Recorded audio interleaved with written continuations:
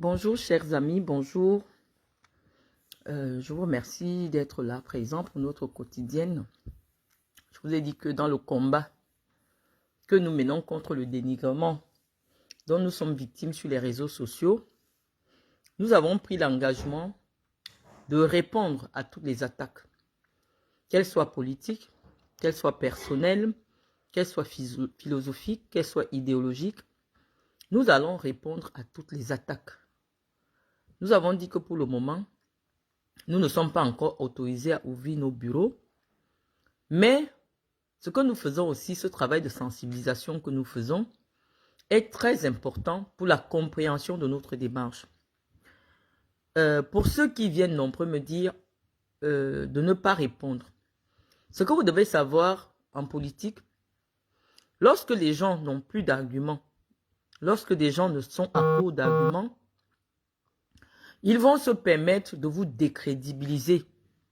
Parce qu'ils se disent, et c'est prouvé, lorsqu'on décrédibilise la parole de quelqu'un, lorsqu'on suscite le doute dans les esprits des gens, ça peut diluer l'impact de la parole. Et donc, c'est la raison pour laquelle vous voyez cet exercice de dénigrement continuel, permanent, qui atteint des proportions indéfinissables. Et donc, nous avons pris l'engagement de répondre avec des preuves. C'est une des formations qui me vient de ma formation de juriste. Et donc, moi, chaque fois que je dis quelque chose, je peux apporter la preuve de ce que je dis pour éviter de tomber sous le coup de la diffamation ou d'être prise en flagrant délit de mensonge. Je vous ai dit que j'ai voulu faire un petit exercice avec vous. Pour ceux qui me suivent depuis pratiquement 7 ans aujourd'hui, ils savent que je n'ai jamais communiqué sur ma vie personnelle avant de me retrouver sur les réseaux sociaux en train d'être vilipendé par des gens qui ne m'ont jamais vu, qui ne connaissent personne qui m'a déjà rencontré un jour, mais ont décidé de raconter mon histoire. Mais ce que nous faisons sur les réseaux sociaux, c'est pour laisser à la postérité la vraie histoire qui nous concerne. J'ai eu le malheur d'avoir été, depuis plusieurs années aujourd'hui, je vous parle de 15 ans, 17 ans que je suis médiatisée, et je suis même la première jeune fille à être médiatisée au Cameroun.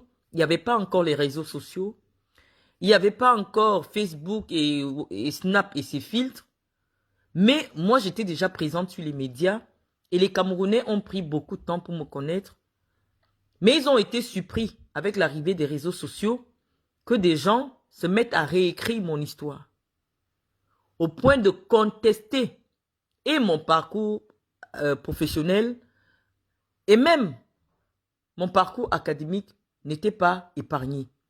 Or, vous voyez des images d'il y a 11 ans, 12 ans, j'étais déjà présente, j'étais déjà docteur, j'avais déjà un argumentaire suffisamment solide pour occuper des plateaux de télé qui étaient réservés aux hommes et femmes d'impact au Cameroun. Parce que le journaliste qui m'interviewe à STV n'interviewe pas n'importe qui, pour ceux qui le connaissent. Donc j'estime à mon sens que les réseaux sociaux ont peut-être fait beaucoup de bien, parce qu'ils nous permettent d'être proches, mais ils ont aussi favorisé la montée en puissance des pseudo-valeurs, des contre-valeurs, et fait sortir les prostituées qui étaient à l'époque cachées dans des camions, qui aujourd'hui, parce qu'elles ont une connexion, ont le courage de prendre la parole pour venir nous interpeller. Nous qui avons souffert des années sur des bancs. Et donc, le combat que nous menons, le combat pour la dignité, la respectabilité de la femme camerounaise que nous avons décidé d'engager sur les réseaux sociaux, concerne aussi notre démarche politique. Parce que je vous ai dit tantôt que la campagne électorale de 2025 va concerner aussi les femmes camerounaises. La place de la femme camerounaise dans le conseil politique, dans la transition politique, dans le Cameroun nouveau, le Cameroun de changement que nous voulons. C'est pour cela que, au lieu de raconter beaucoup d'histoires, il faut être un exemple. Moi, je vous parle de moi. Je vous montre ce que je détiens pour participer à ce que nous réclamons depuis longtemps, à savoir la déclaration des biens des femmes et des hommes qui aspirent à occuper des fonctions publiques dans notre pays. Nous pensons que pour lutter contre la corruption dans notre pays, il est aujourd'hui important que chaque personne, acteur de la vie publique, vienne vous dire son parcours et vous présenter ses avoirs. Parce que nous sommes fatigués de ces personnes qui sortent, qui poussent comme des champignons, et d'un coup, on vous dit que quelqu'un célèbre son milliard. Pour ceux qui sont réellement milliardaires, on ne sait pas par quelle voie ils sont passés, et d'autres qui s'inventent des milliards dans la tête. Moi, je viens d'abord me défendre. Je viens répondre à ceux qui, depuis des années, me vilipendent. Mais comme j'étais dans une communication purement institutionnelle, à travers la presse, à travers les médias, je ne pouvais pas, en même temps, être présente sur les réseaux sociaux pour répondre de manière instantanée, spontanée, à toutes les attaques sur ma personne que je subissais. C'est dans ce sens que vous avez vu une panoplie de mensonges qui ont été créés sur ma vie, au point où, si je suis décidé à répondre, c'est parce que j'estime que ces mensonges portent atteinte à mon honorabilité. Et parce que je n'ai pas eu gain de cause en justice, parce que j'ai déposé une plainte pour que mon honorabilité soit restaurée, Madame Chantal Biya et son entourage sont intervenus pour empêcher la manifestation de la vérité devant la justice et pour me restaurer dans ma dignité. C'est la raison pour laquelle, étant aujourd'hui en France, j'ai pris la décision de vous montrer à vous. Je ne recherche rien auprès de vous, mais cet espace qui est mon espace privé va permettre à mes enfants, à mes petits-enfants, de connaître ma vraie histoire. Parce que comme je vous ai dit, je suis une personne qui ne marche pas avec n'importe qui. Pour marcher avec moi, il faut atteindre un certain seuil. Moi, je n'ai pas fréquenté les bars. Je n'ai pas fréquenté les boîtes de nuit. Très tôt, j'étais déjà au cadre. Donc, je n'ai pas eu le temps d'avoir des copines. Je n'ai pas eu le temps d'aller en boîte de nuit. Donc, c'est un peu difficile pour des filles de rue qui sont sur Internet, qui ont pignon sur rue, sur Facebook, de comprendre comment une femme de mon âge peut se prétendre un tel parcours, un tel bagage. Et donc, toute leur ambition sur les réseaux sociaux est d'essayer de me salir. Lorsque j'ai essayé de vous apporter les preuves, je ferai tout, que ce soit au niveau de la France, parce qu'en France au moins, je sais que je peux mettre un terme à cette campagne de diffamation dont je suis victime, de la part des personnes qui sont clairement identifiées comme étant celles qui participent à mon dénigrement, à mon humiliation depuis une dizaine d'années aujourd'hui sur Internet. Donc, nous allons commencer, parce que je vois que vous êtes déjà un certain nombre, nous allons commencer par convoquer Guylaine Chapuis, alias Masque Baboun, qui nous a, à la suite des petites photos que je vous ai faites, qui a quand même pensé dans sa petite intelligence de moineau. C'est-à-dire des gens qui n'ont pas pitié de leur tête, de venir m'interpeller au sujet des bêtises en me disant que je serais allé dans un restaurant, buffet à volonté à 9 €. J'étais au restaurant La Mandarine. Pour ceux qui sont à Nantes, ils connaissent. Je vais inviter tout le monde à aller vérifier sur Google le menu, le prix de leur brunch du dimanche. Pour ceux qui me suivent, ils savent que même quand j'étais au Cameroun, j'amenais Iris tous les dimanches au brunch du Hilton. Le brunch du Hilton, Le branche du Hilton Hotel de Yaoundé, c'est aussi un buffet à volonté qui ne coûte pas très cher.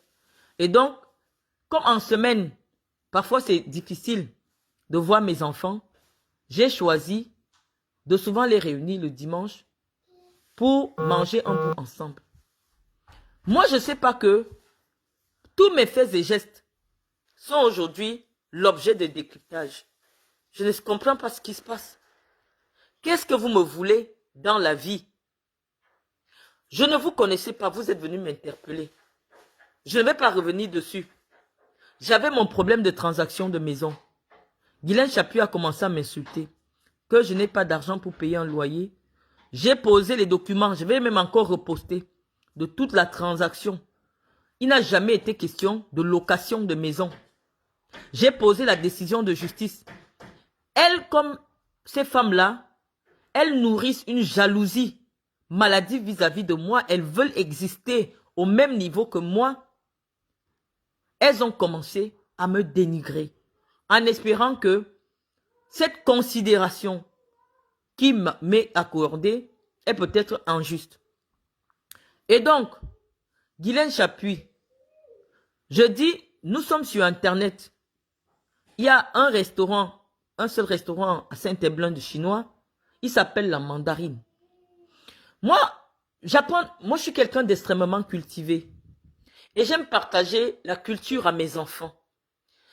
Lorsque je les ai fait découvrir un restaurant français, la gastronomie, de haute gastronomie, parce que je les ai accompagnés chez Joël Robichon, pour ceux qui connaissent de Saint-Germain-des-Prés.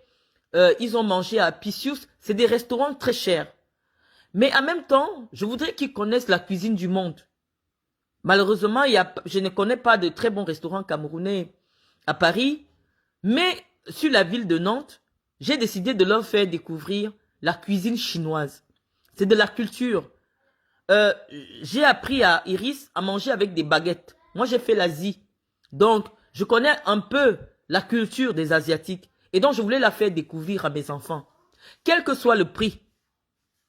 Mais je sais que la vie en France est tellement difficile qu'un parent qui peut s'engager à mettre... Parce que quand moi je sors, j'ai au moins 5 enfants, 5 bouches à nourrir. C'est-à-dire moi et mes 4 enfants. Ça fait déjà 5. Même si je sors pour 30 € seulement, 30 fois 5, ça fait 150 €. Donc, je ne mets pas les boissons. Donc, un parent qui s'engage à dépenser 100 000 toutes les semaines pour amener les enfants manger au restaurant, en un mois, ça fait 400 000. C'est beaucoup d'argent. Je ne suis jamais venu vous dire que j'étais milliardaire. Non, je suis millionnaire. Je ne suis pas milliardaire.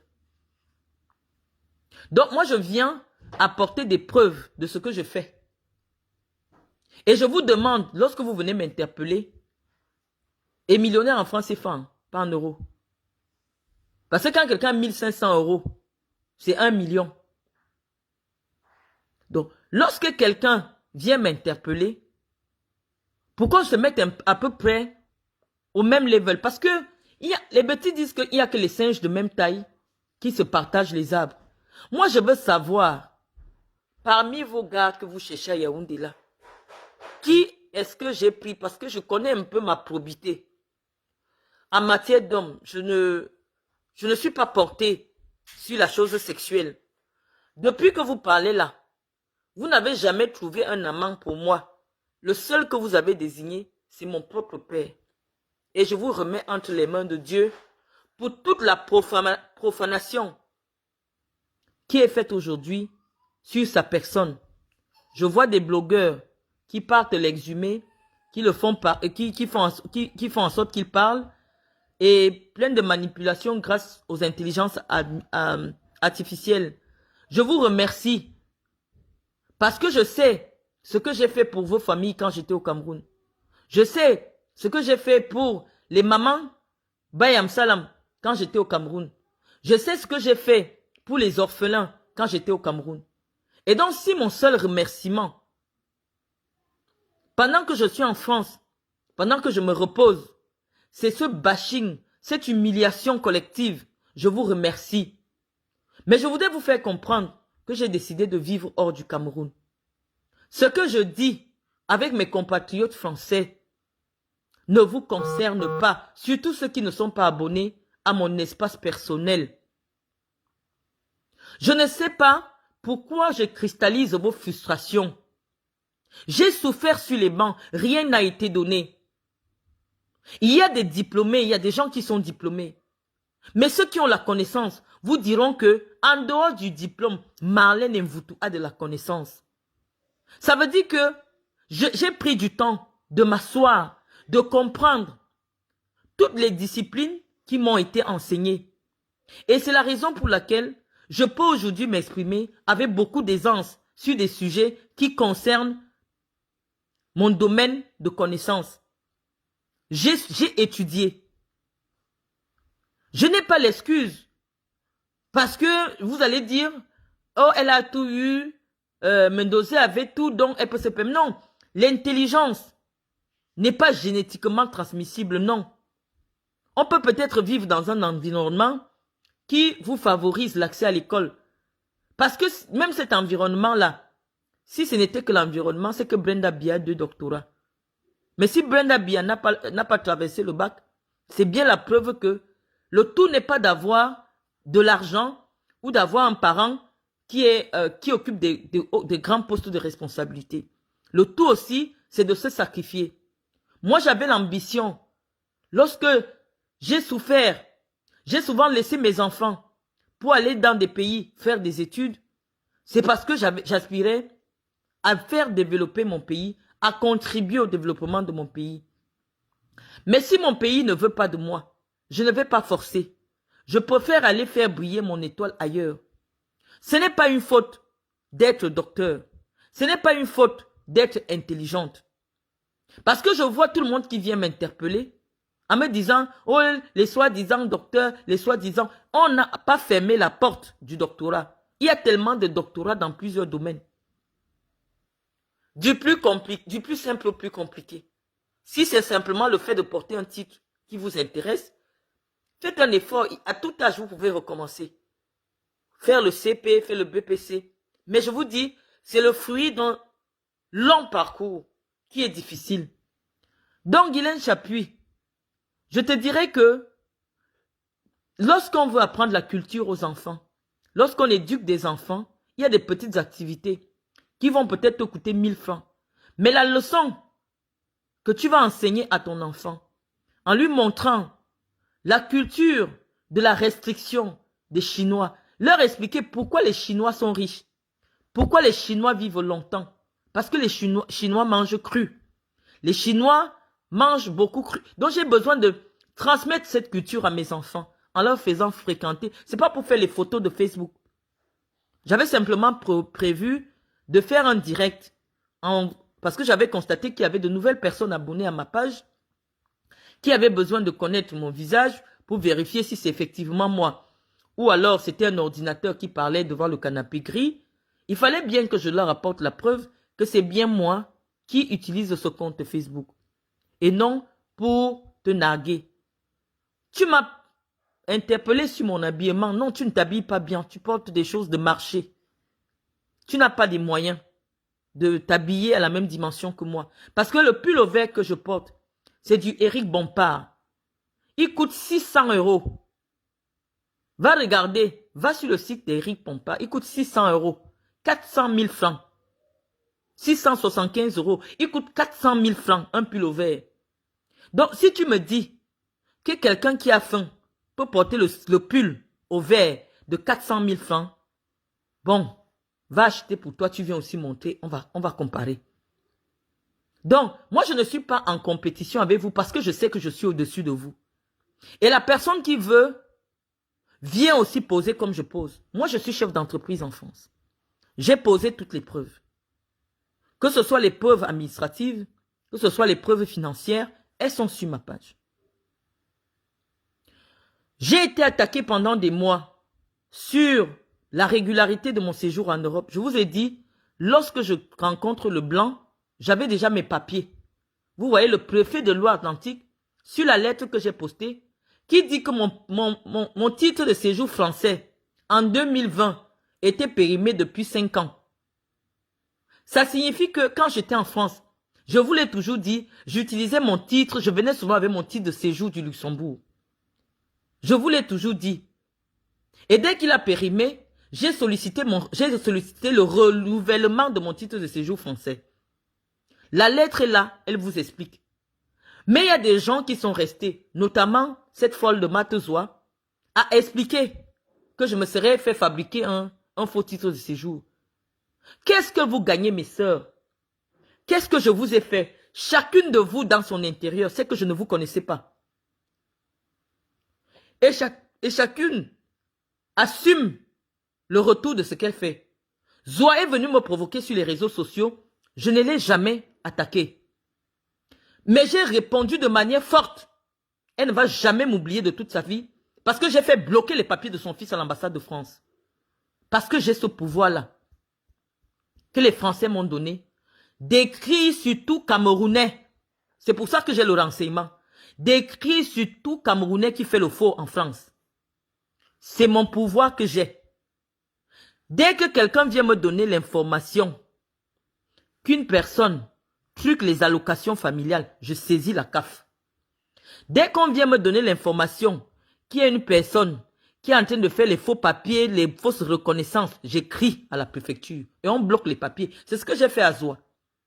C'est ce que j'ai fait à Zoa. Son fils ne peut jamais sortir. Il est signalé partout. Parce qu'elle est venue me provoquer, elle a pris mon bébé, elle a affiché sur sa page, elle a insulté mon mari, elle a dit tout ce qu'elle voulait sur mon mari. J'ai réglé ça comme en grande personne. Maintenant, Guylaine Chapuis dit que j'ai créé un scandale pour la nuire dans ses relations à la présidence. Or, c'est elle qui est venue me provoquer. Je suis dans ma détresse. On a tout cassé.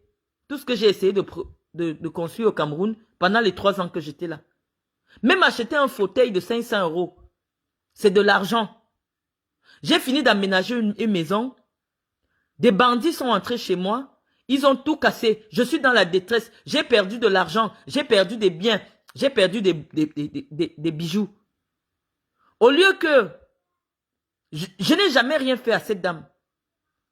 Que je sente au moins la solidarité de mes sœurs camerounaises. Parce que depuis que je suis au Cameroun, je ne suis que dans les orphelinats. Je ne parle de personne. Je ne parle pas de politique. Je suis dans les orphelinats. Je suis dans des galas de charité de ma fondation. J'aide les femmes Bayan Salam. Je ne provoque personne. Lorsque je suis dans la détresse, toutes les femmes camerounaises se mettent à m'humilier sur les réseaux sociaux. Oh, elle veut se passer pour riche. Je vous dis que j'ai organisé une cérémonie dans laquelle j'ai donné des financements aux jeunes Camerounais d'ouvrir des entreprises en espèces cash. Je n'ai vu aucune lettre de félicitations. Au contraire, ces femmes-là étaient là, à mes pieds, à rien dit. Oh, elle se fait passer pour une riche. Or, je reçois des financements. Je reçois des aides pour faire ce travail-là. Je n'ai jamais provoqué personne. Mais lorsque je suis humilié, je suis agressé, tous les Camerounais se mobilisent pour m'humilier sur les réseaux sociaux. Pour quelle raison, je ne sais pas. Pour quelle raison, je ne sais pas. Comme j'ai dit, que la jalousie ne peut pas tout justifier. On ne peut pas être jalouse d'une sœur camerounaise à ce point. On ne peut pas être jalouse d'une sœur camerounaise à ce point. Ces mamans-là, ces femmes-là, elles n'ont pas mon âge. Elles tentent d'expliquer par des gymnastiques pas possibles que j'aurai leur âge. Je dis que ma sœur aînée, qui est le commissaire Ntolo, est née en 79, le 5 février. Tous ceux qui la connaissent voient son visage. C'est une petite jeune fille comme ça. Elle est mon aînée dans le ventre de ma mère de 3 ans. Ça peut peut-être vous paraître étrange. Mais j'ai eu le baccalauréat avant ma sœur aînée. Donc ces femmes-ci, vous vous agrippez sur moi, vous êtes en compétition avec moi, on se bat pourquoi? Mais si on veut se battre, venez aussi sur Internet expliquer ce que vous faites. Moi j'ai dit je suis chef d'entreprise en France. J'ai posé les documents. Des renseignements que j'ai qui sont avérés. Sur Stella Amougou qui m'insulte maintenant en disant qu'elle est l'amie de Chantal Biya. C'est une voleuse récidiviste. connu par les services de police en France.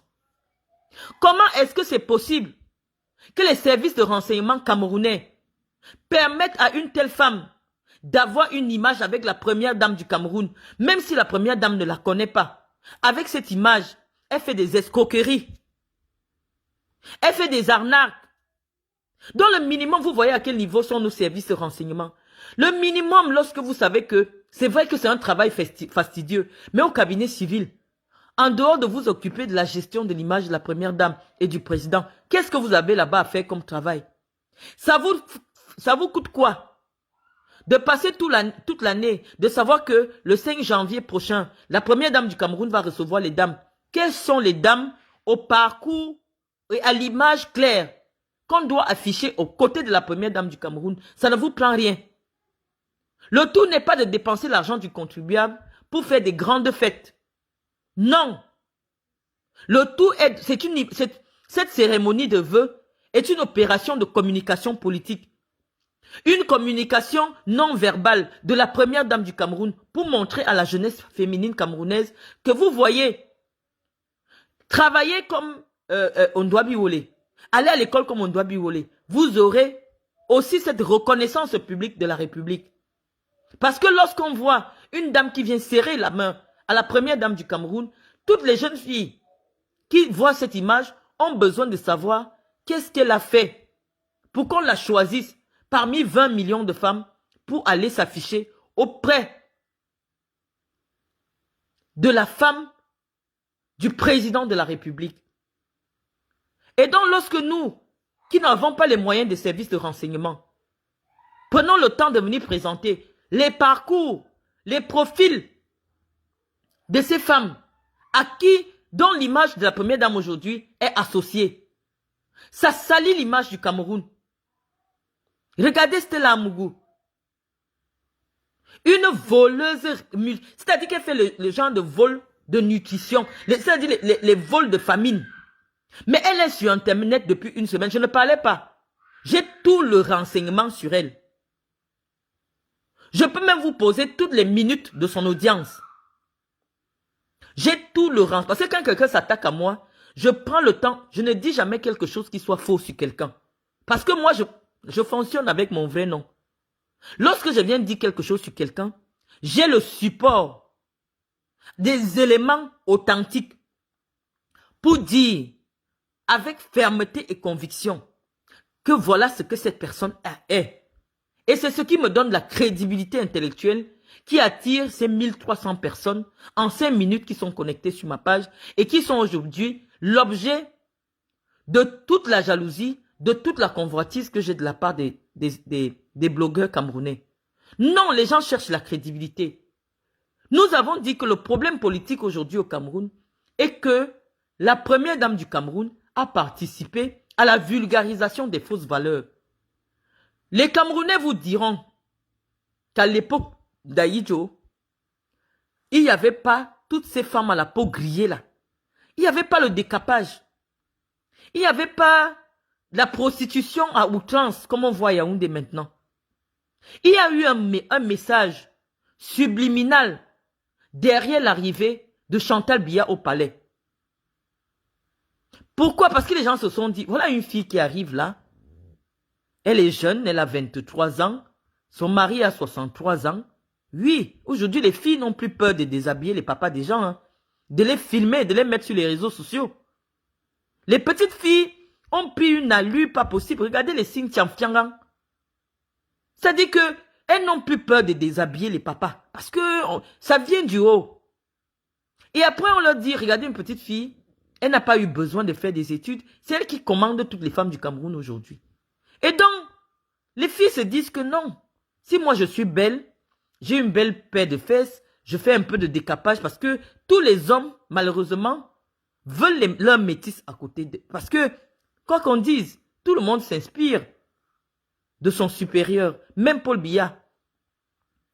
Pourquoi il voulait absolument la métisse? C'est parce que son mentor politique, qui est Aïdjo, avait une femme métisse. Donc lui aussi, même dans sa vieillesse, a voulu avoir sa part de métisse. Mais comme les métisses ne sont pas nombreuses, les filles sont devenues métisses de manière artificielle. Aujourd'hui, quand vous allez à Yaoundé, ouvrez le Facebook camerounais. C'est la course à celle qui deviendra blanche en 48 heures. Pourquoi aucun sociologue ne veut expliquer clairement? Je comprends les pauvres. Après l'assassinat d'Angèle Benvin, ce n'est plus facile pour un sociologue de poser une étude claire de la mentalité des Camerounaises. Lorsque vous ouvrez le Facebook camerounais, c'est la course à celle qui a le produit qui rend métisse en 24 heures. Et donc vous voyez toutes là, elles se ressemblent avec des visages complètement détruits, les peaux complètement détruites, les faux cheveux et tout ça. Ça vient d'où? Essayez de voir. Parce que lorsqu'on dit le métier d'influenceur, lorsqu'on dit que Chantal Biya est une influenceuse, oui, quand vous regardez Stella, sa façon de mettre ses perruques, il n'y a que Chantal Biya qui a des perruques aussi désordonnées. Ses allures, des talons, tout ça, elle s'inspire de la femme qui est leur modèle. Mais nous autres, on a eu la chance de vivre dans un milieu qui est protégé. Moi, mon modèle, c'est Simone de Beauvoir. Mon modèle, c'est Simone Veil. J'ai d'autres... Mes référentes, c'est Rachida Dati. Mais les pauvres petites Camerounaises qui n'ont peut-être pas cette ambition-là, leur référente, c'est qui? C'est Stella Amougou. C'est Chantal Biya. C'est Guylaine Chapuis. Et là, quand on convoque Guylaine Chapuis, on dit à Guylaine Chapuis, maintenant tu es assise, tu insultes un docteur. Jusqu'aux fesses, tu insultes tout sur elle. Tu la méprises. C'est quoi ton parcours? Guylaine Chapuis va vous dire que il y a une fille à Yaoundé qui m'a donné des papiers. J'ai voyagé. Elle m'a donné ses papiers, où elle a pris des papiers chez qui elle est venue me donner, j'ai voyagé.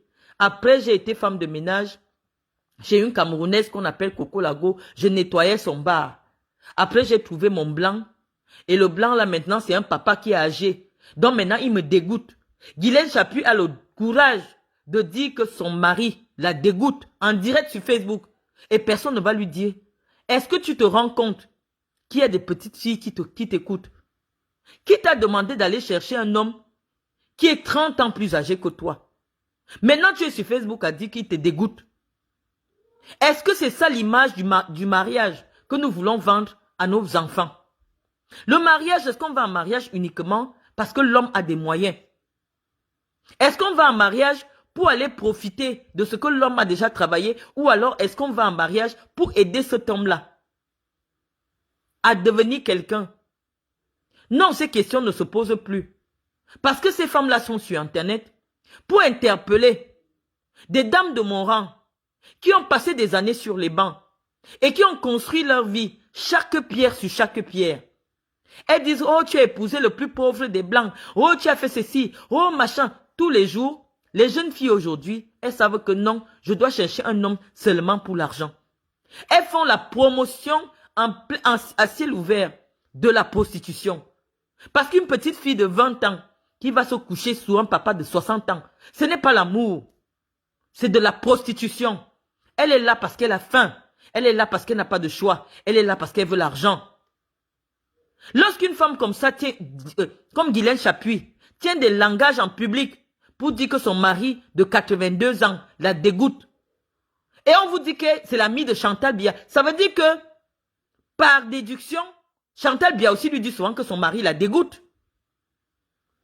Parce que pour marcher avec quelqu'un, pour prétendre être l'ami de quelqu'un, il faut partager les mêmes convictions intellectuelles. C'est pour ça qu'on va vous dire que Marlène ne prend pas le téléphone des gens. Si toi et moi, on n'a pas de même valeur, on ne peut même pas causer. Je ne peux pas causer avec toi. Parce qu'une femme qui vient en direct sur Facebook pour dire que mon mari me dégoûte déjà, je l'ai abandonné là-bas, c'est un vieux blanc, il me dégoûte déjà, leur peau là me dégoûte. Son mari, en direct. Et cette femme a une photo avec la première dame et elle est sur Internet pour dire aux jeunes filles qu'elle est une intime de Chantal Biya. Et donc nous on a voulu montrer à Chantal Biya que cette attitude-là de s'afficher avec n'importe qui est un problème politique. Et nous avons soulevé le problème politique pour qu'elle voit ce que c'est. Nous avons fait du tapage pour qu'elle sente que ça peut être quelque chose qui peut changer les mentalités, qui peut bouleverser tout un régime. C'est inconcevable que la première dame d'un pays s'affiche avec des femmes qui volent à l'étalage en France. Ce n'est pas du sabotage. On vous dit qu'on a arrêté Stella parce qu'on a reconnu ses tatouages. Et quelqu'un va venir me dire que non, il y a beaucoup de Stella. Comment aussi il peut dire qu'il y a beaucoup de Marlène Mvuto? Mais comme toute bandite, elle a une marque sur elle. Et c'est à cause de sa marque qu'on l'a arrêtée. Une femme qui doit fréquenter les grands milieux, tu verses les tatouages comme ça partout sur toi. Tu es devenu quoi? Tu es devenu quoi? Jusqu'à tu es sur Internet pour dire qu'on ne doit pas suivre Marlène Mvuto. C'est toi qu'on doit suivre. Il y a quand même la tenue d'une femme, des milieux réservés. Il y a l'attitude. C'est terrible. On a arrêté Stella Amougou à cause de son tatouage. Elle est revenue. Parce qu'ici en France, quand je vous disais qu'ils se font fabriquer plusieurs cartes d'identité pour prendre pour aller voler le matériel informatique comme ça, elles travaillent avec des Nigérians. Donc elles ont plusieurs cartes d'identité. Sauf qu'on l'avait déjà remarqué là où elle avait volé la première fois. Quand elle revient, c'est à cause de ses tatouages qu'on l'a arrêtée. Mais elle est sur Internet pour dire que Marlène Mvuto n'a rien. Elle est bien assise. Stella Amougou, une seule personne ne peut pas avoir ton nom. Une seule personne ne peut pas avoir les tatouages visibles. Une seule personne ne peut pas, une même personne ne peut pas habiter la région parisienne. C'est-à-dire que toutes les informations de cette dépêche de presse, c'est toi. C'est toi qui habites la région parisienne. Je vais même mettre toutes les informations de cet article où tu prétends recevoir 1000 € d'allocation. Si on se trompe, viens nous poser ce que tu fais légalement en France qui te donne le courage de t'asseoir et de me traiter de femme qui a faim. De traiter une femme chef d'entreprise en France de femme qui a faim. J'ai posé tous mes comptes bancaires. Je ne suis pas endetté. Je ne suis pas endetté, non. Parce que la vidéo du compte bancaire, en 2022, met crédit zéro. Je n'ai aucun crédit, ni de consommation, ni quoi que ce soit. Moi, je veux qu'on ait un challenge clair. Les Camerounais, ils sont réunis ici 1600 pour comprendre clairement c'est quoi notre problème. Vous avez dit que je manque Mendoza, mon père. Je dis, malheureusement, le pauvre, il est parti, mais j'avais déclaré qu'il était mon père, il était vivant. Ça veut dire que si j'avais dit quelque chose qui était faux, il avait tous les moyens. Mais malheureusement, nous habitions la même maison. Ses enfants me connaissent, notamment Gérard, qui est au Cameroun. Vous pouvez aller lui demander, Gérard Zemendo, Marlène Mvuto est qui pour toi? Il va vous dire que c'est ma soeur. Que mon père m'a dit que c'est ma soeur. Notre père nous a présentés. Ils m'ont vu dans la maison de leur père. J'habitais là-bas. Donc, si mon seul mytho, c'est d'avoir dit que Mendoza est mon père, vraiment, je vous le concède. Mais sur la vie, ma vie, vous avez menti. Je n'ai pas votre vie. Je n'ai pas cherché le blanc pour les papiers, non. Je ne suis pas venu chercher un blanc pour me féconder parce que non, non. Je suis chef d'entreprise. Je paye les impôts en France. Je suis chef d'entreprise. Donc, venez aussi nous dire ce que vous faites. On commence d'abord par là. Laissons les injures de bas les étages. Oh, elle a mis le filtre. Oh, elle n'a pas mis le filtre. Vous avez vu mes images il y a 11 ans. Je ne me maquillais même pas. Je ne mettais ni le rouge à lèvres, ni le fond de teint. C'est avec la vieillesse aujourd'hui. Les lumières ont changé dans les chaînes de télé. Bah, on est obligé parfois de mettre du fond de teint. Et le fond de teint, ça paraît plus clair. Mais moi, je suis toujours passé en télé sans fond de teint, sans rouge à lèvres.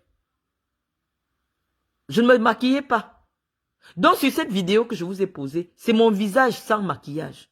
Il y a 11 ans. Je n'ai jamais décapé ma peau. C'est pour ça que je ne suis pas comme vous. Quand vous venez, vous me regardez, vous vous mettez à m'envier. Non, moi je ne suis pas décapé. Tous ceux qui me connaissent, ma famille, vont vous dire que nous, on est très clairs comme ça. On est quasiment comme... en fait, il y a des noirs et il y a des très clairs. Moi, je suis comme ça depuis des années. Donc, la jalousie, ça ne s'explique pas. Je sais que vous êtes jalouse de moi. Mais ce n'est pas ce que vous faites là qui va faire en sorte que là où moi et vous, je suis assise, que Guylaine Chaput puisse s'asseoir. Non. Parce que même ici en France, je vous ai montré, lorsque j'ai été invité au Sénat, aucune de vous ne peut être invitée au Sénat français. Je suis d'abord responsable d'association. Ça veut dire que je peux produire une réflexion intellectuelle par rapport à quelque chose. Ici en France, le Sénat convoque les associations tout le temps. Ce n'est pas comme au Cameroun. L'Assemblée nationale convoque. Lorsqu'il y a des colloques, tu reçois une invitation. Ça veut dire que si vous ne faites pas la même chose que moi, il n'y a qu'à travers Facebook et les pages Congossa qu'on peut se rencontrer. Sinon, dans la vraie vie, une émission qui m'est réservée, Guylaine Chaput, tu ne peux pas t'asseoir là. Tu ne peux pas. Tu ne peux pas parler de politique parce que les journalistes savent que, un, tu n'as pas la connaissance. De deux, tu n'es pas une référence au Cameroun. Malheureusement, Marlène Mvoutou, c'est une référence. Quand vous étiez dans les camions, nous, on a fait des choses au Cameroun. Tu vois, il y a 11 ans, on me présentait déjà comme présidente de Ligue régionale. Il y a 13 ans ou 14 ans. On me présentait déjà comme docteur. Donc, je ne suis pas venu avec la création de la page Facebook, venir me créer un profil, non. C'est pour ça qu'on va sortir les archives. Moi, je suis prête à continuer le clash avec vous. À une seule condition, que chacune vienne me poser les éléments. Parce que là, j'ai seulement montré un seul élément de réponse. J'ai entendu Stella Mougou dire que j'ai osé dire que ma fille a 15 000 € dans son compte. J'ai posé tous les éléments. J'ai posé. Parce que moi, quand je parle quelque chose, c'est ce que je peux prouver. Vidéo, photo. Je peux prouver. Quand je dis que je suis à tel endroit, c'est là-bas que je suis. Avant, j'allais au restaurant, je ne filmais pas. Je ne suis pas allé au restaurant pour vous prouver que je peux aller dans un restaurant, non. Non, je voulais parler un peu avec mes internautes, les nouveaux, qui voulaient être rassurés que cette page était vraiment la mienne. Donc, Stella Amougou, tu es une voleuse récidiviste. Je ne veux plus te voir à côté de Chantal Biya jusqu'en 2025. J'appelle la DSP ici à veiller à ce que ces gens-là ne traversent plus jamais les demeures du président de la République. Parce que je suis sûr que Madame Biya, lorsqu'on lui présente ces femmes-là, ne sait pas qui elles sont. Nathalie Moudiki ne sait pas qui est Stella. Nathalie Ngamba, te voilà maintenant partout sur Facebook avec une voleuse à l'étalage. Une digne fille boulou comme toi. Tu es allée à l'école. Tu es directrice à la SNH. Te voilà sur Facebook. Parce que cette photo-là, elle fait le tour de Facebook où tu tiens ses mains. Tu as quoi en commun avec Stella Amougou? Qu'est-ce que tu as en commun? Parce que l'autre moins peut dire, ah, elle n'a pas eu de chance. Mais ton père était un notable à Samblima. Et t'a permis de faire des études. Qu'est-ce que tu fais sur les photos avec Stella Amougou, une voleuse, une femme qu'on arrête tous les jours en France dans les magasins en train de voler? Quelle humiliation! Je sais que tu ne la connaissais pas. On ne reçoit pas n'importe qui. Tu es tellement proche de la première dame que lorsqu'on te voit avec quelqu'un, on sait que c'est une personne qui est proche de la première dame aussi. Tu fais quoi sur les photos avec Stella? Stella, c'est une lesbienne. Ça, c'est vrai. Elle a peut-être été introduite par les réseaux lesbiennes. Je sais que dans votre monde là-bas, ça tourne trop autour de ça. Mais ce n'est pas une raison, même pour faire du lesbianisme. On ne fait pas le lesbianisme avec n'importe qui. On ne va pas avec n'importe qui.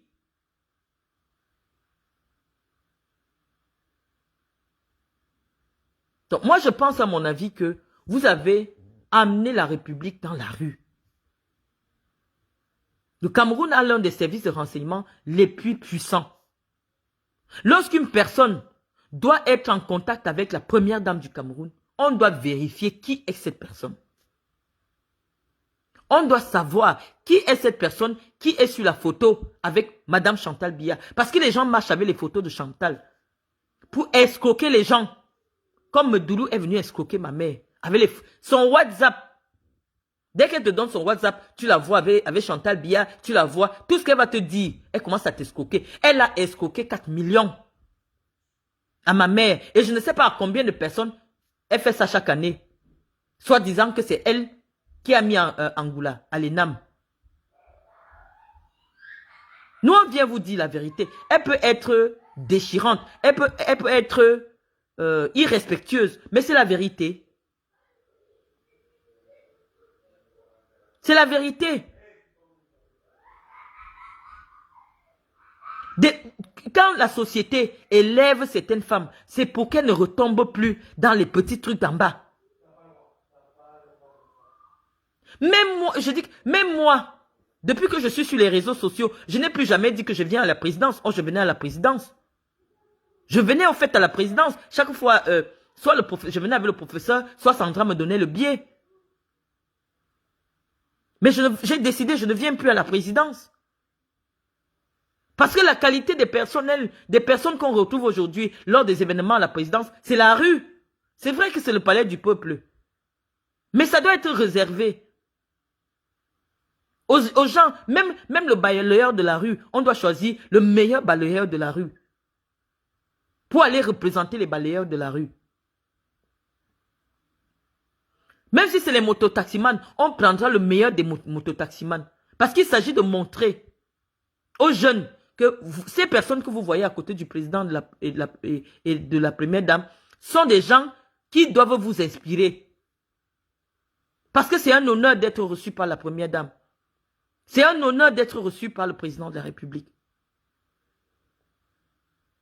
Parce que nous avons ces informations-là. Que nous venons, on vient se fâcher. Une femme qui a fait les poufs. Une femme qui a fait des maisons closes, comme Guylaine Chapuis. Elle est sur Facebook maintenant, à escroquer les gens. Et vous connaissez les affaires de ces femmes-là. Oh, je vais te faire nommer ministre. Oh, Chantal est mon amie. Oh, ceci, cela. Elles ont pris 10 millions à une femme qui est venue pleurer ici sur les réseaux sociaux. Medoulou raconte partout qu'elle est la maîtresse de Motazé. Elle va faire payer les marchés aux gens. Ils ont pris 10 millions à la femme là. Et comme elles sont amies avec toutes les blogueuses, elles bloquent la route pour que les femmes ne partent pas se plaindre. D'où le recrutement des femmes comme Fleur de Lille et tous les blogueurs. Vous voyez qu'elles travaillent en concert, ces femmes-là, avec tous les blogueurs. Parce que malheureusement, sur Internet, si vous n'avez pas la visibilité, quelqu'un vous fait quelque chose, vous pouvez pas aller vous plaindre. Il y a des gens même ici qui ont une vie à protéger. Quand on les escroque, ils préfèrent supporter. Parce que malheureusement, même en venant dénoncer quelqu'un, tu es obligé aussi de t'exposer. Medoulou marche partout. C'est elle qui est la dame de compagnie de Chantal Biya. C'est elle qui est la maîtresse de Motazé. Elle peut faire payer les marchés. Elle peut faire ceci. Elle peut faire cela. Voilà son travail dans le Djay Lobo. À prendre l'argent aux enfants qu'elle va les mettre à l'INAM. Tu ne peux pas aller te plaindre.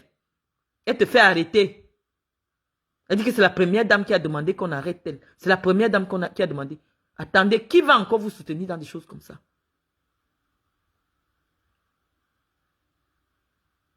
Donc quand j'ai parlé de ces femmes-là, je ne vais jamais me fatiguer de parler de vous. C'est que je suis très occupé. Je suis très occupé avec l'aménagement que je suis en train de vouloir faire. Mais lorsque vous sortez là, j'attends, vous sortez. Après, je viens vous répondre.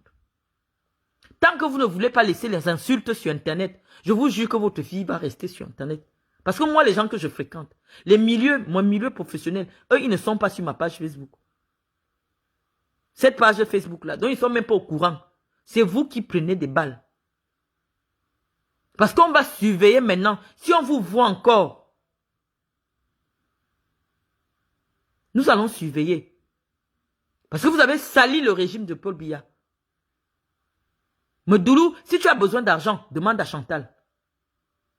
Arrête des escroqueries. Et quand j'ai commencé à vouloir me plaindre, tu as voulu me monter un coup au Cameroun. Tu penses que je ne suis pas au courant?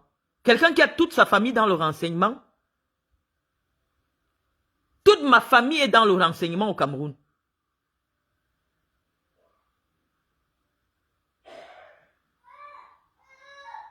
Donc je suis en train de te faire comprendre que toutes les insultes, toi Medoulou, maman bébé, que tu as envoyé à ma mère par téléphone, je vais afficher ça comme ça.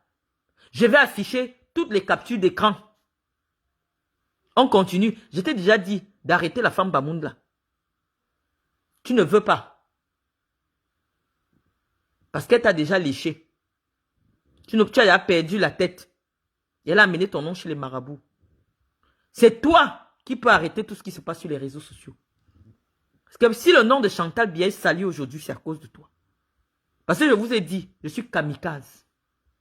Lorsque quelqu'un vient me provoquer, je suis avec toi jusqu'à la gare. Et je ne vais pas me fatiguer. Donc, quand on a déjà parlé comme ça, vous êtes déjà suffisamment nombreux. Allez me chercher Armand Noutak, le transfuge du MRC, le transfuge du PCRN, qui est devenu étophile. Ça va nous permettre de parler de Samuel Eto'o. Armand Noutak, je ne sais pas qui t'a envoyé venir me provoquer. Parce que moi, j'avais déjà dit, je ne parle plus de Samuel Eto'o. Je ne parle plus des affaires de Samuel Eto'o. Mais lorsque quelqu'un vient me provoquer, soit disant qu'il est proche de Samuel Eto'o, je vais répondre à Samuel Eto'o. Parce que moi, je t'ai vu dernièrement à Abidjan. Je vous connais tous. Hein. Je dis que je connais au moins 10 millions de Camerounais grâce à mon téléphone. Armand Noutak, je t'ai vu, tu as eu le billet gratuit pour aller à Abidjan. Donc, comme tu as eu le billet gratuit, toi tu penses que Ernest Obama n'a pas le courage de me répondre parce qu'il me connaît. Les autres n'ont pas le courage de venir écrire mon nom sur leur page. Toi, comme tu as envie qu'on ouvre aussi ton derrière, tu te lèves, tu viens prononcer mon nom. Viens t'asseoir à Manoutak. On va le faire, je ne travaille pas encore. Tu es venu nous dire que je manque, j'ai participé à la mobilisation des jeunes à l'occasion de la visite de Samuel Eto'o. À Manoutak, ce que j'ai fait, j'ai posé simplement les preuves. Donc, avant de continuer notre débat, tu feras un tour sur ma page et tu verras que j'ai publié toute la mobilisation que j'ai faite à l'occasion de l'arrivée de Samuel Eto'o. Mais comme toujours, je sais que Céline Eko, qui est d'une radinerie légendaire, d'ailleurs même personne ne la connaît à Samblima, on la voit souvent comme ça, mais les jeunes de Samblima ne la connaissent pas. Je peux aussi comprendre, hein, parce que chez nous, je vous ai dit, les gens sont très tribalistes. Donc, Céline Eko n'a pas parole à Samblima. Elle n'a pas de parole. Tout ce qu'elle fait, c'est dénigrer les gens par derrière, insulter les gens, les diffamer. Mais je vais parler d'elle après. J'ai sorti mon argent à Manoutak. Et pourquoi j'ai sorti mon argent? Parce que Justin Tagou, le patron d'Afrique Média, qui est le président de Bamboutos, j'étais chez moi, tranquille. Il m'a appelé au téléphone, il me dit, je suis avec Samuel. Je te passe Samuel, j'ai dit oui. J'ai parlé avec Samuel Eto'o. Samuel Eto'o n'est pas mort. Au moins, il est président aujourd'hui, il ne peut pas s'exprimer n'importe comment. Président de la FECAFOOT, parce qu'il ne faut pas qu'il comprenne. Il est président de la FECAFOOT, pas président de la République. Justin Tagou est encore vivant. Je n'ai pas envie de mettre le numéro de Justin Tagou sur Internet, parce que c'est un proche à moi. C'est quelqu'un que j'estime. Mais je pouvais mettre toute la conversation sur Internet. Mais c'est mon ami, je ne le fais pas. Mais moi, je cite les contemporains. C'est Justin qui m'a téléphoné. Samuel n'avait pas mon téléphone. Et après ce direct, je mets la preuve que j'ai bloqué tous les numéros d'Ernest Obama sur mon téléphone. Moi, j'ai bloqué Ernest Obama depuis 2 ans sur mon téléphone. Dès que je t'ai mis le direct, si, je vais mettre. J'étais à Douala quand Ernest Obama commençait à me téléphoner que Marlène, il faut aller parler, à faire l'émission La Reine. Je lui ai dit, Ernest, actuellement, je suis dans une position délicate parce que j'ai envie de prendre la Ligue régionale du Sud. Si je commence à m'afficher maintenant que je suis pour Samuel, on va m'atomiser dans le Sud. Va à l'émission. Ernest Obama est toujours vivant. Nous étions à... On n'avait même pas encore appelé Jean-Bruno Tagne. J'ai dit à Ernest, j'ai envie d'être candidate dans la Ligue régionale du Sud. Actuellement, c'est Seydou Bomojoya qui organise l'élection. Et au niveau des régions, il est en train de s'assurer d'avoir des délégués qui sont pour lui. Lui, il sait que je ne peux pas le soutenir. Parce que si Samuel veut être candidat, il sait que je vais soutenir Samuel. Et il ne va jamais me laisser passer. C'est comme ça que je suis allé me battre dans le Sud. Quand je vais me battre dans le Sud, Céline Eko, qui n'a pas le coup, elle est tellement radine, cette femme, je ne sais pas. Je ne sais pas si c'est un grec qui l'a accouché, je ne sais pas. Cette femme est d'une radinerie pas possible. Elle sait que l'argent va parler au Sud. Et elle n'aime pas donner l'argent aux gens. Elle fonctionne uniquement par l'intrigue. Elle s'est levée, elle allait dire à Seydou que voilà Marlène qui est en train d'être candidate au Sud. Si vous la laissez passer, vous savez que je suis avec vous, non? Seydou dit oui. Je dis, hein, j'ai eu un entretien avec Tombi Aroko. Les contemporains sont là. Moi, je parle, je suis maintenant au Cameroun. Je vais sortir toutes les choses des gens. Tout le monde va passer ici. Dès que quelqu'un prononce mon nom, je viens dire, parce que moi, je dis toujours la vérité. Je suis allé déposer mon dossier dans le Sud. Céline Eko est partie chercher mon dossier à la cour d'appel. Avec ces gens.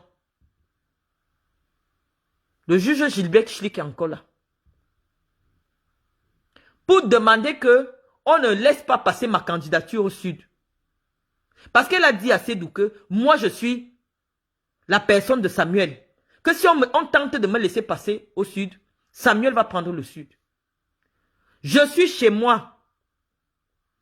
Ernest Obama me téléphone. Il me dit, Marlène, je sais que tu es avec nous.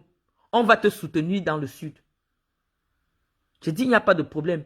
C'est Ernest Obama qui me dit que, mais Céline est en train d'entrer dans les bureaux partout pour te descendre. Ça va être difficile que ta candidature passe. Je dis, on va voir.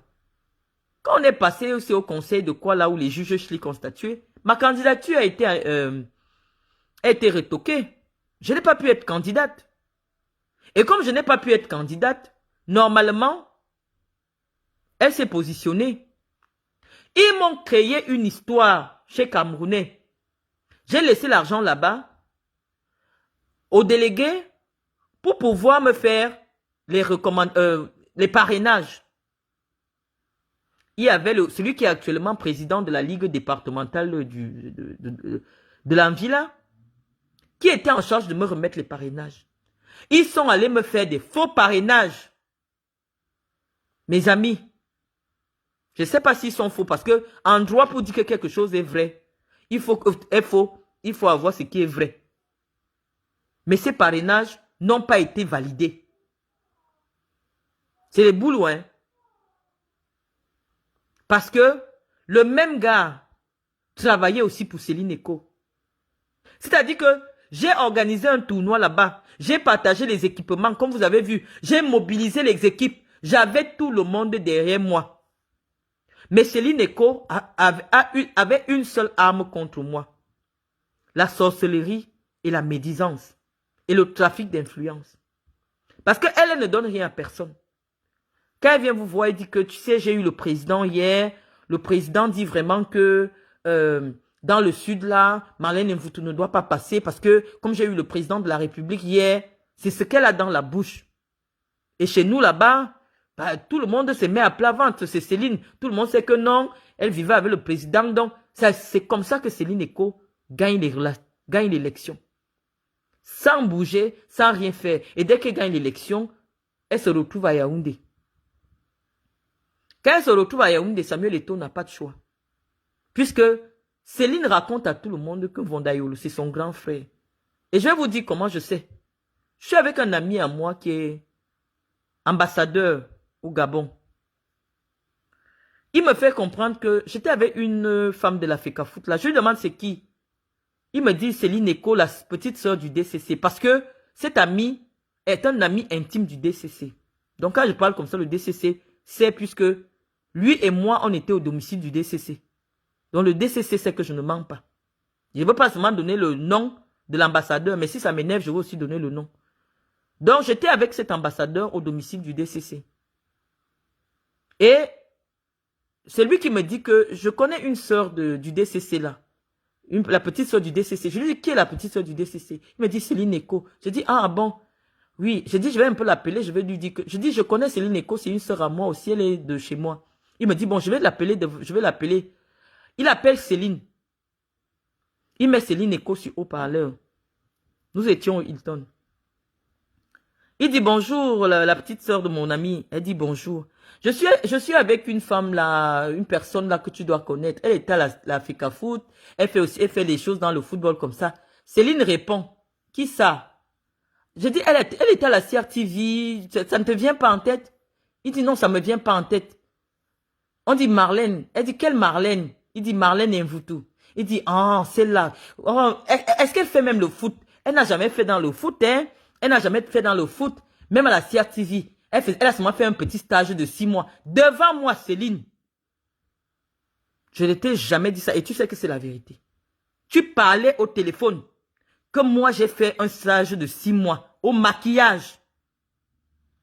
À la FECAFOOT. À la CRTV. Et que moi, je n'ai jamais fait dans le football au Cameroun. C'est ce que tu as dit. Devant moi, je suis ta petite soeur du Djay Lobo. Tu ne sais pas. Peut-être que le ministre gabonais là, ou l'ambassadeur, c'est même pas le ministre c'est à part. L'ambassadeur là, il avait peut-être besoin de me recommander quelque part. Mais tu m'as descendu. Alors que je ne t'ai jamais rien fait. C'est moi qui t'amène à l'Assemblée générale de la FECAFOOT en 2013. Personne ne voulait de toi. Même Iya Mohamed, quand je vais négocier avec Iya Mohamed au Hilton, je suis avec le colonel Ango. J'impose parce que je me dis quand même que il faut que nous soyons au moins 2 femmes sur les 9 délégués. Personne ne veut t'amener. Ni le docteur Nvin, ni Jacques Nzam. Je me dis non, nous sommes 2 filles de Sangmelima. Je vais mettre ton nom. C'est moi qui t'amène à l'Assemblée générale. Mais c'est toi qui es parti raconter des choses à Belling et Boutou, me concernant. Et j'ai eu encore la preuve, parce que quand on venait me donner les informations sur toi, à un moment, on me disait que tu me faisais la sorcellerie. Je ne croyais pas, parce que j'ai été naïve. Quand j'étais dans ces affaires-là, j'ai été beaucoup naïve. J'ai été naïve, Céline. Mais lorsque j'ai entendu devant moi comment tu me descendais, tu me faisais passer devant un ambassadeur du Gabon, comme une mythomane, quelqu'un qui n'a jamais travaillé dans le football au Cameroun. Alors que c'est toi qui es venu me remplacer parce que vous vous êtes organisé à m'envoyer en prison. Toi. Tu pouvais dire simplement que non, c'est elle que j'ai remplacée à la Ligue régionale. Oui, elle a fait dans le football, elle a dirigé le projet du Qatar ici. Non, tu m'as descendu. Heureusement que ce monsieur me connaît bien. Il dit, regarde, tu dis que c'est ta soeur, je dis c'est ma soeur. Maintenant, tu passes derrière pour récupérer mon travail que j'ai fait pour honorer Samuel Eto'o à Sangmelima. Tu dis que c'est toi qui as organisé. Toi, tu as déjà donné 5 francs à quelqu'un? Les Charlie Mbozo sont là. Tous les gars de Sangmelima sont là. Qui te connaît? Tu peux sortir de l'argent pour quoi que ce soit? Peut-être qu'Essiane a fait quelque chose. Mais si Essiane a donné plus, il a peut-être donné 500 000. Mais tous les enfants qui étaient habillés là, ce n'est pas vous. Mais quand vous êtes dans la récupération, vous êtes dans la sorcellerie, dès qu'il y a quelque chose, vous voulez récupérer. J'ai fini d'organiser avec les enfants. Tellement le maire m'a vu dans la mobilisation. Quand je suis arrivé, on m'a installé parmi les corps constitués. Tu es arrivé à Samblima en touriste. Et Tom m'a salué. Elle me dit, ah Marlène, tu étais déjà là depuis. Et Tom m'a salué. Nous sommes allés visiter le monument Paul Biya avec le maire. C'est quand on quitte le monument que le père de l'enfant de ma petite soeur, qui est commissaire central à Samblima, vient envoie le message à ma petite soeur. Qu'il y a des gens qui viennent de me voir ici, qu'il faut qu'on arrête Marlène. Que Marlène n'a pas le droit d'être là. C'est là que je pète un câble. C'est ton fils qui m'a appelé. Il était avec Tagou. J'ai bien dit à Obama, quand Obama m'appelle, j'ai dit, tu sais, vraiment comme j'ai raté le Sud, mon ambition, c'était de prendre la région du Sud. Parce que j'ai des partenaires espagnols qui ont envie de mettre 300 000 € pour offrir un stade à Ibolova. Voilà mon ambition. C'est pour ça que je veux prendre la Ligue régionale. Mais lorsque j'ai perdu la Ligue régionale, ça ne m'intéressait pas. Et pourquoi je voulais la Ligue régionale? Parce que je sais que ça pouvait me propulser en politique. Je savais que si je n'ai pas une assise locale, c'est difficile pour moi de pouvoir mener une carrière politique. Je voulais seulement prendre le Sud. Tu es venu, oh tu ne sais rien du foot. Tu n'as jamais travaillé, en dehors d'être secrétaire au Canon, après tu faisais tes choses de football à Yaoundé. Qui te connaissait dans le Sud? Personne ne te connaissait dans le Sud, Céline Eko. Maintenant, tu envoies les gens venir dire que c'est toi qui as organisé. Les Charline Bozor sont là. Tous les gars de Samblima sont ici sur ma page. Venez parler. Eko Céline, je ne sais même pas si vous savez qui c'est. Je vais mettre sa photo. Elle dit que c'est elle qui vous a mobilisé. Elle dit que c'est elle qui a payé les t-shirts.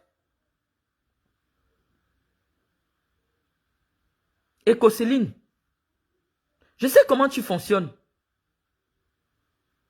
Petit trafic d'influence, oh, le DCC m'a déjà appelé, oui, le président m'a appelé. Et les gens qui ne nous connaissent pas savent que non, pour avoir les faveurs de la présidence, il faut que tu sois dans un groupe. C'est comme ça que tu mens aux gens partout.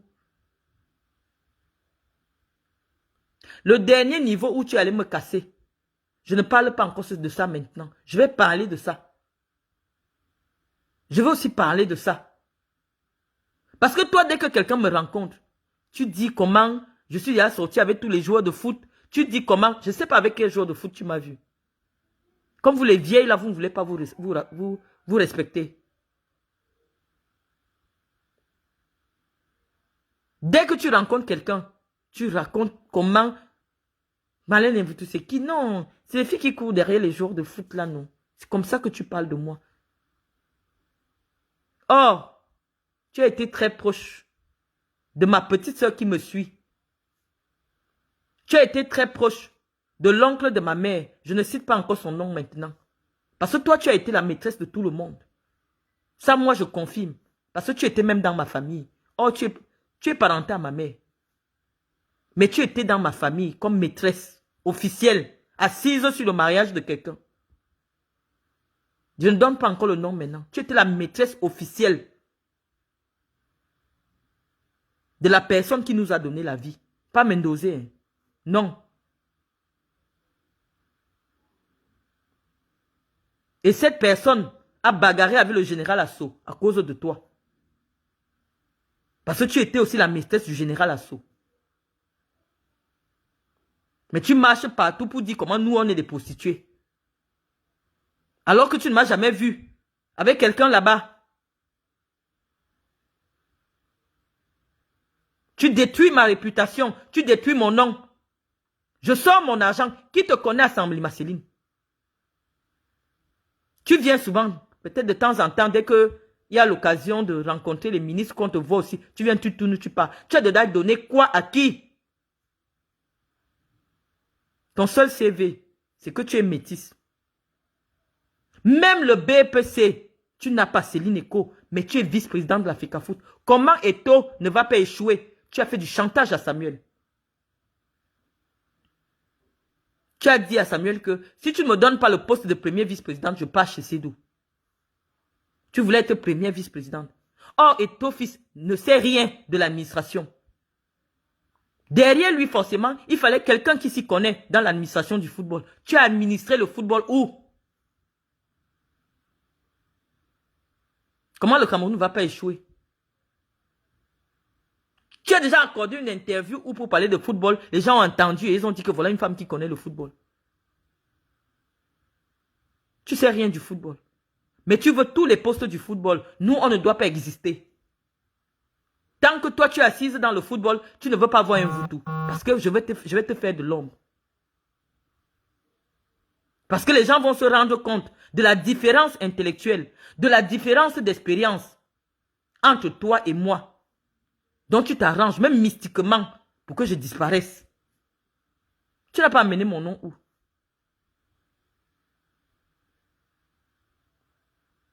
J'ai dit, je ne supporte plus le harcèlement. La modernité nous a donné à chacun maintenant sa chaîne de télé pour s'exprimer en toute transparence. Nous allons nous exprimer. Nous, on n'a pas l'âge de Paul Biya pour commencer aussi à marcher partout. Que, oui, vous savez, le président m'a appelé. Le mensonge dans la bouche. Tu as menti sur moi.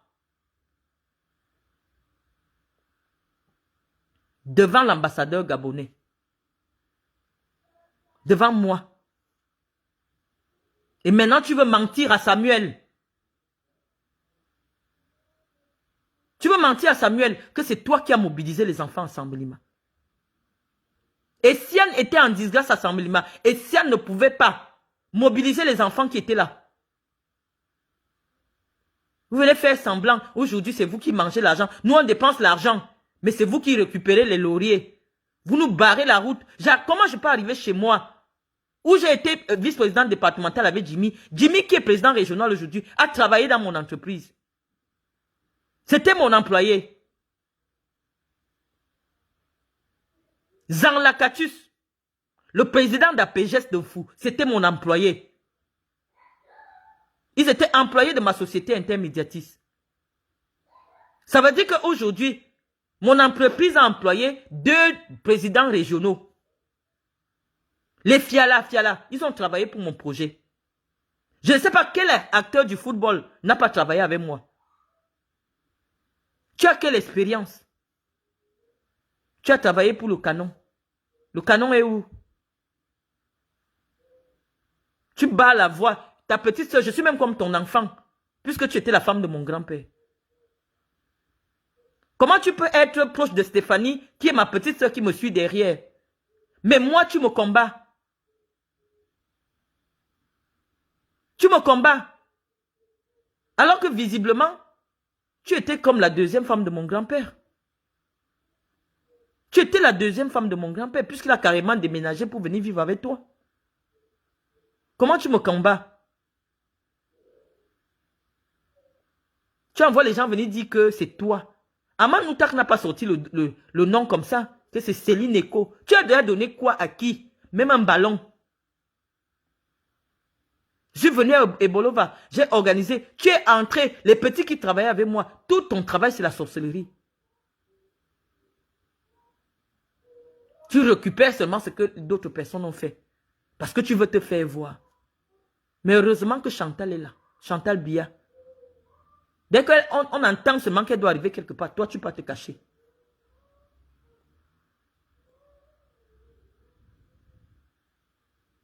Donc Aman Noutak, ce que tu veux créer là, si tu écris encore sur moi, j'appelle les enfants qui se sont mobilisés là, qui ont travaillé toute la nuit. Je vais les mettre en direct. Parce qu'ils sont ici sur ma page. Ils vont venir parler de Céline Eko. Ils ne connaissent pas Céline Eko. Ils l'ont jamais vu. Céline Eko n'a jamais rien donné à personne. Et c'est comme ça que le Sud fonctionne. Que de la récupération, que du mensonge. Le président donne un projet. Personne ne réalise le projet. On peut mentir au président que oui, c'est réalisé, c'est réalisé. Les jeunes souffrent.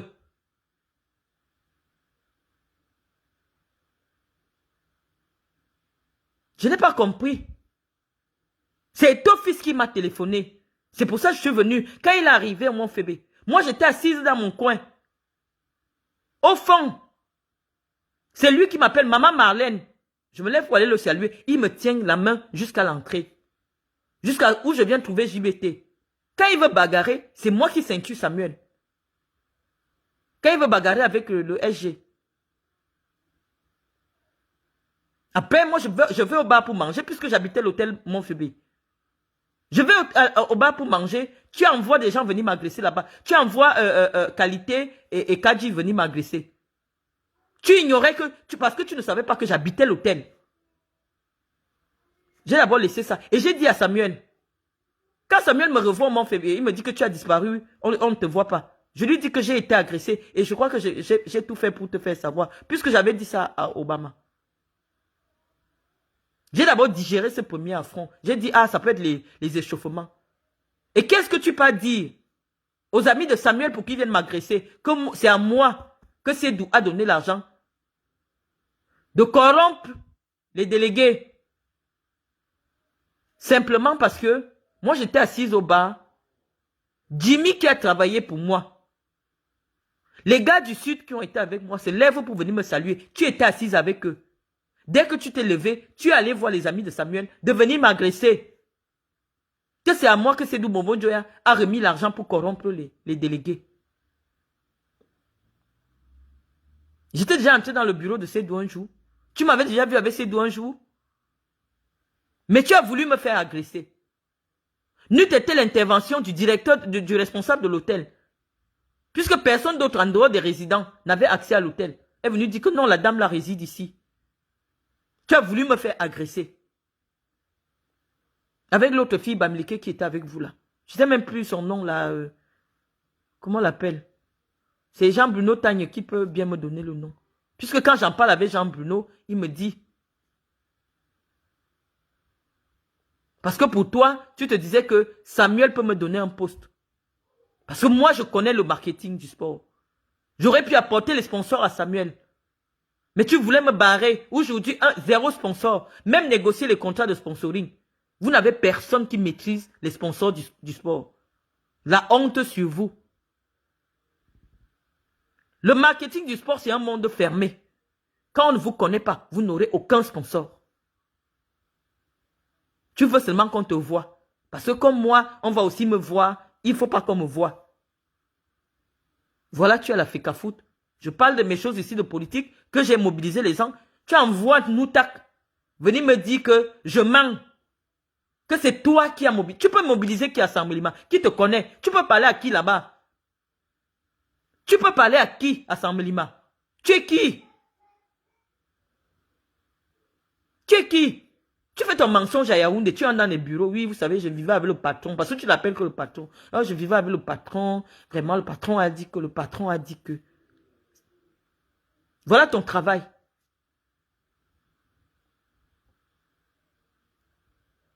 Parce que tu n'as pas honte. Toi, tu peux... Parce que toi, tu es né en 53. Tu es l'aîné de ma mère de très loin. 53, c'est 70 ans, 71 ans. 71 ans. Tu es toujours là à courir derrière les choses des enfants. Tu n'as pas assez d'argent.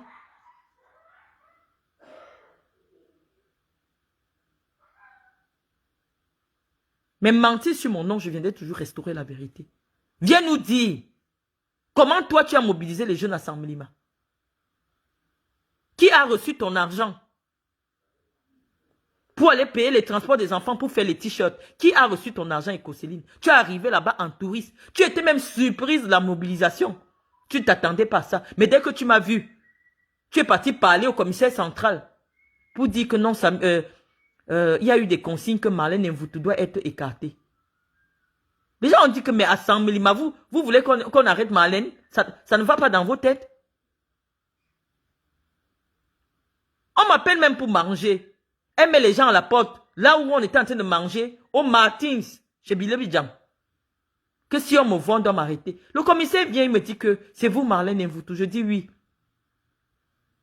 Il me dit qu'on a reçu des consignes qu'on doit vous arrêter. Je dis qu'on doit m'arrêter comment? Tout ce que vous avez vu là, c'est moi qui ai organisé, qui ai mobilisé des enfants. Vous devez m'arrêter sur la base de quoi? Alors que parce qu'elle m'avait vu, elle passait partout devant les policiers. Tous les policiers me connaissent. Tu ne peux pas me faire arrêter.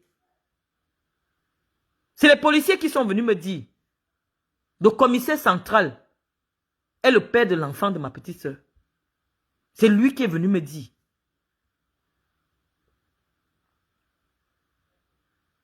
Donc moi, je suis fatigué de vous. J'ai déjà quitté le Cameroun. Quelqu'un qui vient mentir sur moi, je viens, je pose les preuves.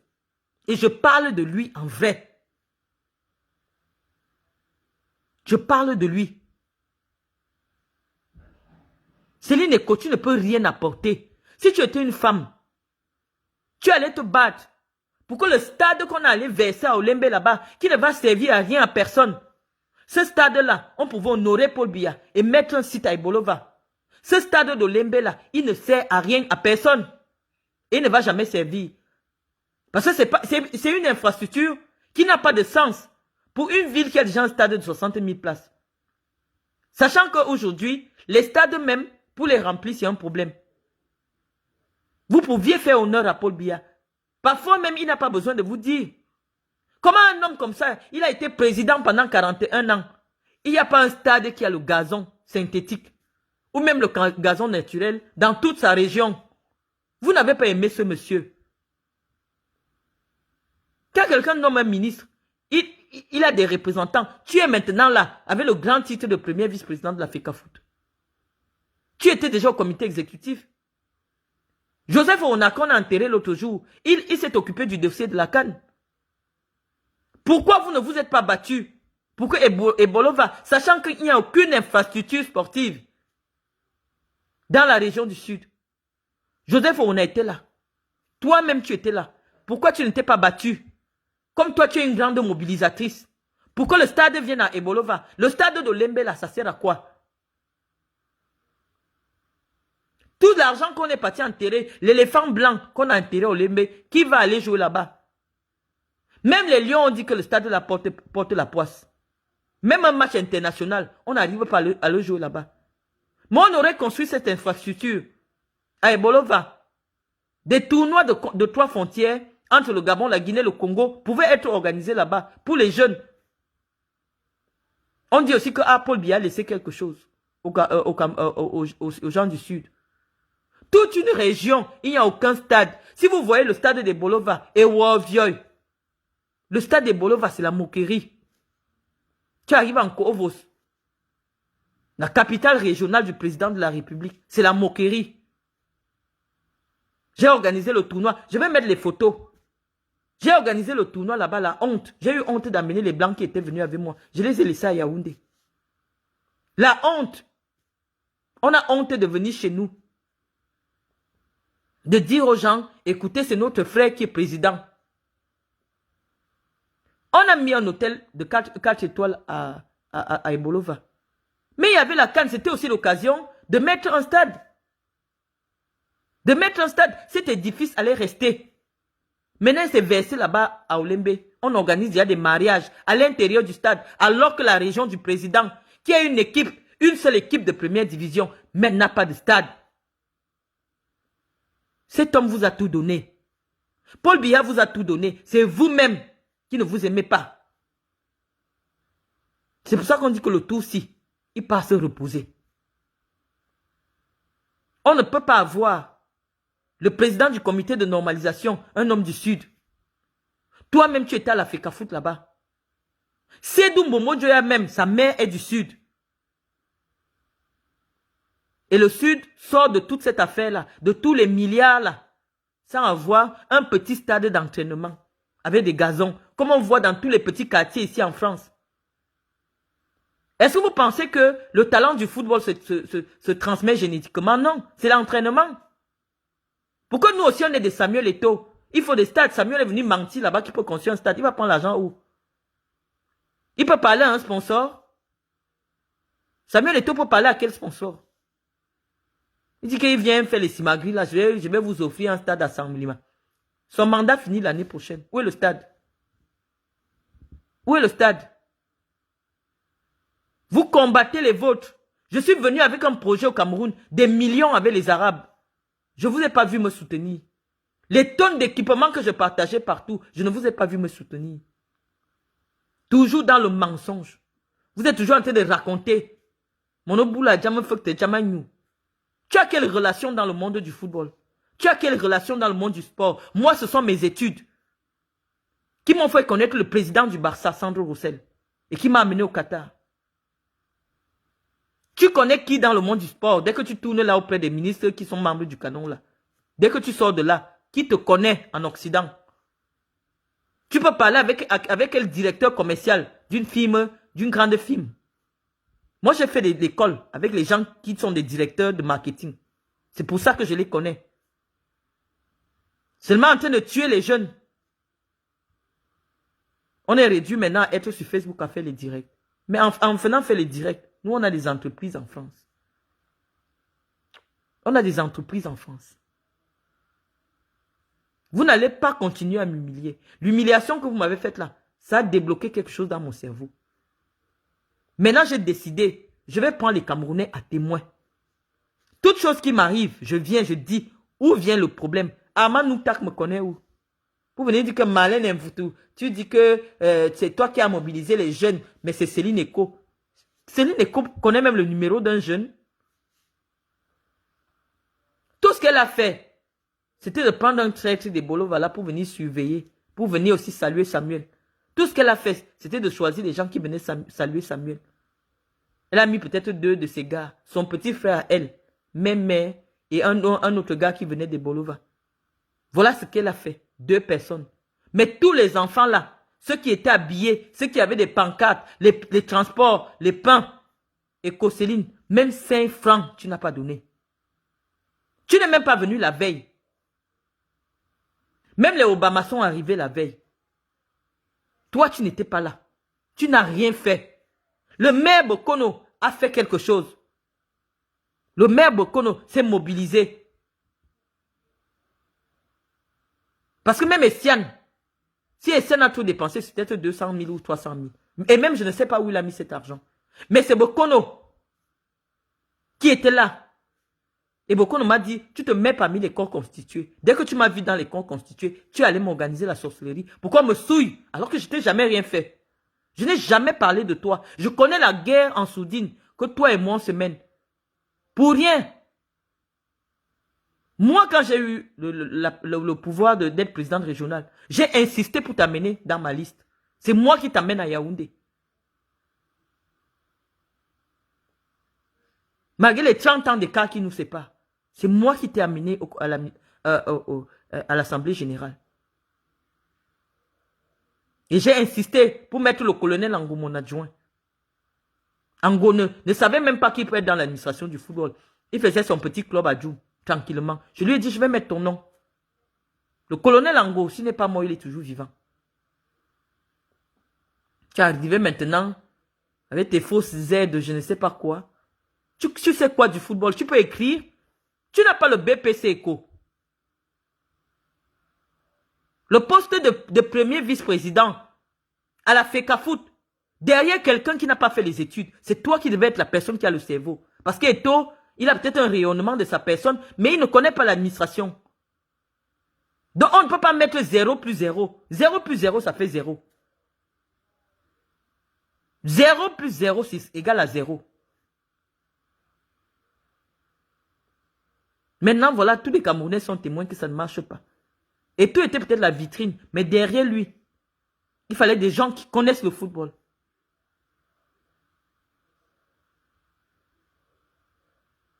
On va maintenant parler. Vous envoyez, je dis que tous les journalistes, toute la presse me connaît.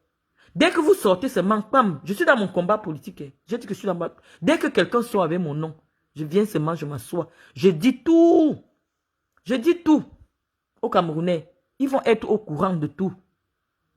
Ne prononcez plus mon nom. Surtout pour mentir. Parce que moi, j'ai les preuves de tout le monde dans mon téléphone. Quand je dis quelque chose à quelqu'un, je peux apporter la preuve que voilà ce que je dis.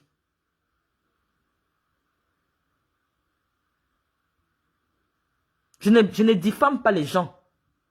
Je ne suis pas une personne qui s'invente des vies. C'est les gens qui ont choisi de me détruire parce qu'à l'époque, je me préservais, je ne m'exprimais pas sur tout. Je ne racontais pas ma vie aux Camerounais. Maintenant, j'ai dit, même là où j'ai caché l'argent, je vais monter aux Camerounais. Je vais leur dire, vous savez, J'ai 7 comptes bancaires en France. J'ai un au Luxembourg. Je vais poser tout sur Internet. Parce que je suis fatigué du harcèlement psychologique. Vous me harcelez. Vous me faites passer pour quelqu'un qui dit... Non, quelqu'un vient dire que je mange, je pose la preuve. C'est Céline Eco qui a mobilisé. Elle peut mobiliser qui? Un pays de voleurs, de menteurs. Tout le monde ment là. C'est-à-dire que la seule personne qui peut apporter les preuves de son parcours, c'est moi. Dans votre petit milieu là. Mais vous faites tout pour m'étouffer. J'avais 24 ans. J'étais déjà départemental derrière Jimmy. Parce que Jimmy, c'était mon employé. Et c'est lui qui s'occupait du club que j'avais à Samblima. Vous faites tout pour m'éteindre. Vous faites tout pour éteindre ma lumière. Je quitte même là-bas. Vous envoyez maintenant les gens venir m'attaquer. Je vais vous répondre. Moi, mon téléphone, c'est la CIA TV. Mon téléphone, c'est la CIA TV.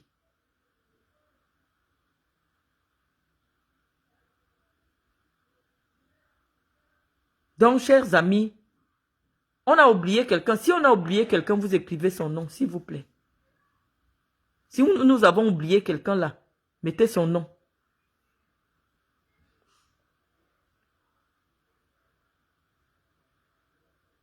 Donc, sur ce, je vais vous laisser.